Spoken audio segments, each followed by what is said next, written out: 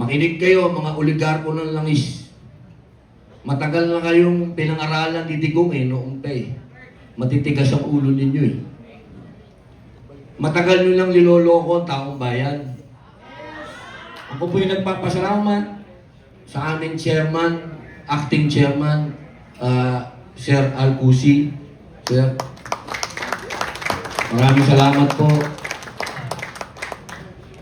At dumating po yung panahon na nangyari na ng ating pong Pangulo ay si Baste. Alam nyo,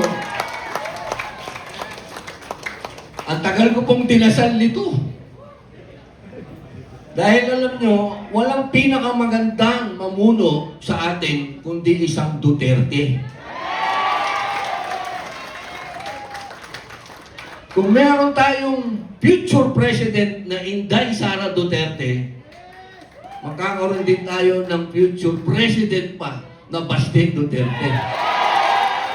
Dahil tunay po nung panahon ni Digong, naramdaman natin na ang mga Pilipino nakataas ang noo natin.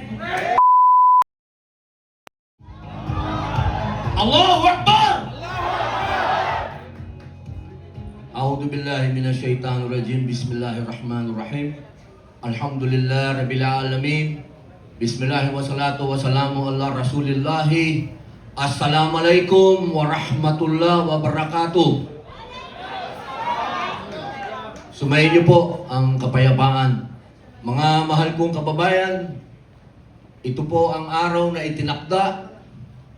Walang iba kundi ang aking kapatid, ang aking pinagmamalaki, ang aking sinasaluduhan, ang bagong Pangulo ng Partido Demokratiko ng Pilipinas, laban si Bastian Duterte!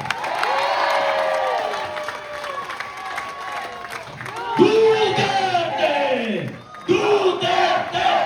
Duterte! Duterte! Napakasarap pong isigaw ang Duterte.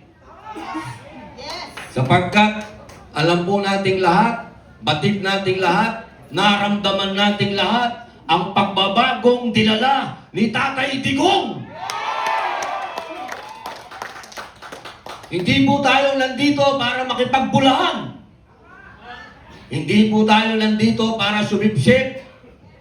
Tayo po'y nandito para makiisa sa pagbabagong naantala. Batid po nating lahat. Alam nating lahat na naantala yung pagbabago na naumpisahan. Ngayon, nakikita po ninyo, lahat ng sinabi ni Pangulong Rodrigo Roa Duterte, lalong-lalo na yung gera sa Middle East, nangyayari na ngayon. Nasa mga mukha natin, na dadating ang panahon, magkakaproblema tayo sa langis. Eto na, nasa mga mukha na natin. 4 years ago, sinabi na niya. Ngayon, paano nila sasabihin na hindi tama si Digong? Paano nila sasabihin na yung isang taong nagsasalita kanina dyan ay isang, anong sabi nila daw? Kami daw ay mga Chinador.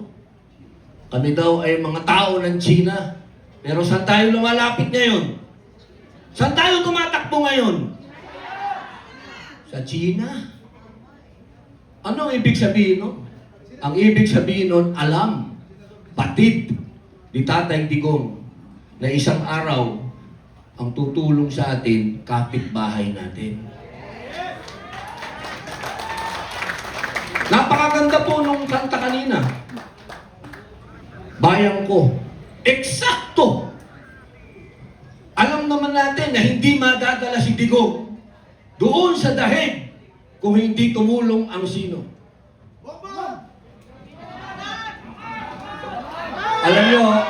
Alam nyo kung Pilipino lang, hindi natin kaya yun. Hindi natin magagawa yun. Tandaan nyo to, hanggat nandito ang kuko ng agila. Sino ba ang agila?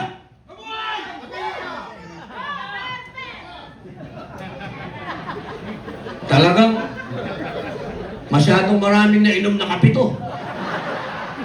Mas maraming nainom sa akin to.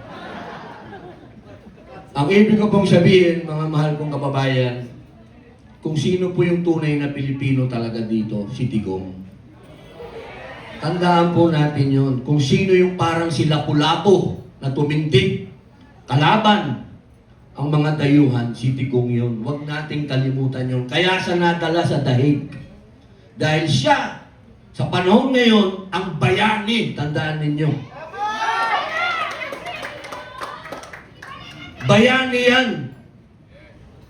Dahil maikukumpara niya yan sa mga una nating bayani, sila Sakay, sa lola ko, kay Gabriela Silang, kila Jose Rizal, ang nakalaban, dayuhan.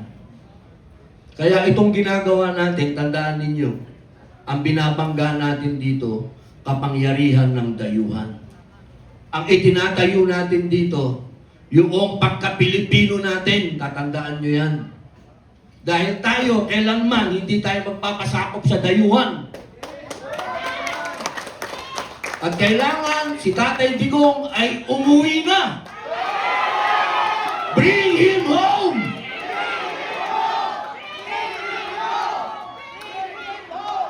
English yan.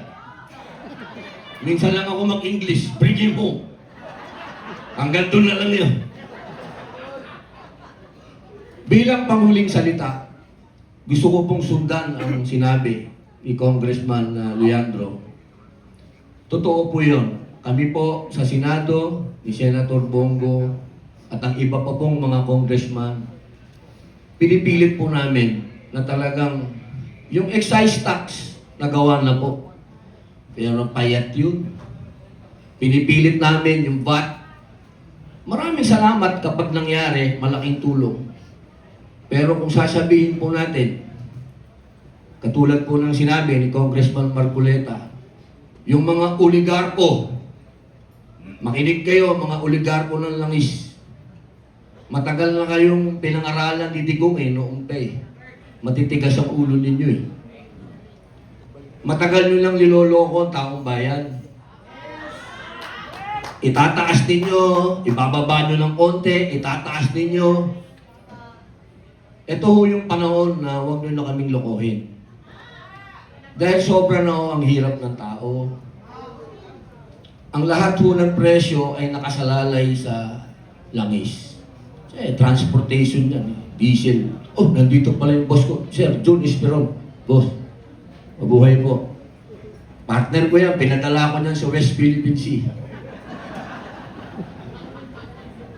Alam nyo, yung oil deregulation mo, yun po yung batas na bumibiktima sa atin. 1998 po yan. Sana, kung talagang seryoso po yung mga senador at mga congressman na talagang bigyan ang taong bayan ng konting, alam niyo na, yung ginawa, yung oil deregulation law. Kailan yan ho ang dapat namin i-repeal o i-amend. Yun ho, walang bulahan. Kapag yan ho, hindi nagagalaw yan, ibig sabihin, bulahan lang ho yan. Kasi yun ho, ang nagsasabi dito sa mga oligarko ng langis kung ano ang gusto nilang presyo. Sila ho ang nagdidictate. Kailangan ho, tanggalin ho natin yan, kapangyarihan na yan sa kanila. Doon lang ho yung malalaman na walang bulahan. Pero ngayon, puro bulahan lang po yan. Bilang panghuli, ako po yung nagpapasalamat sa aming chairman, acting chairman, Sir Alcusi. Sir, maraming salamat po. At dumating po yung panahon na nangyari na ng ating pong Pangulo ay si Baste. Alam nyo, ang tagal ko pong dinasal nito. Dahil alam nyo, walang pinakamagandang mamuno sa atin kundi isang Duterte. Kung meron tayong future president na Inday Sara Duterte, magkakaroon din tayo ng future president pa na Baste Duterte.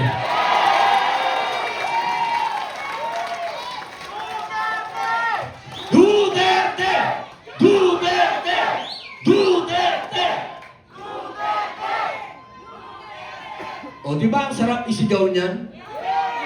Para kang naka 5 kilong kape. Congressman Alvarez, opo. Atty. Topacio, opo. Nabanggit ko na po si Congressman Marcoleta, boss. Siyempre po, si Atty. Vic Rodriguez, sir. Mike Defensor, boss. Opo, Kuya Ipe, Salvador. Yan ho, ang pinaka-loyal na kaibigan ni Digong, siyempre. At siyempre po, Atty. Lambino. At binabati ko din po, siyempre, yung idol naming lahat, Senator Bongo. Senator.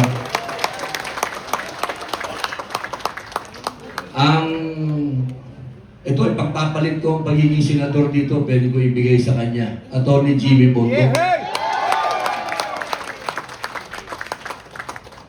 At sa lahat po na nandito, ma'am, Bizet, ma'am, andito po lahat ng mga kaibigan ko. Kung sino po hindi ko nabati, maraming salamat po sa inyo. Mabuhay po.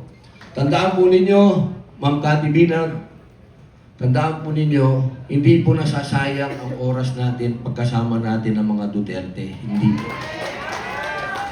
Dahil tunay po nung panahon ni Digong, naramdaman natin na ang mga Pilipino nakataas ang noo natin. Maraming salamat po. Mabuhay. Okay, thank you so much, Senator Robin Padilla. You mesmerized me. Grabe, no? Ibang-iba pala siya na aktor na napapanood ko sa TV, sa sine, kaysa sa tunay na buhay. Grabe! Senator Robin Padilla, saludo po ako sa iyo. Maraming salamat po. So, grabe! Isang bagsak para kay Senator Padilla! Alright, thank you. And, of course, the last but not the least speaker that we have today. Alam mo na ba kung sino? Ay, hindi nila alam. Okay, so surprise! Isa-surprise ko kayo. I know he's a person with a big heart. Alright? Yan ang alam ko sa kanya kasi talagang na-experience ko siya.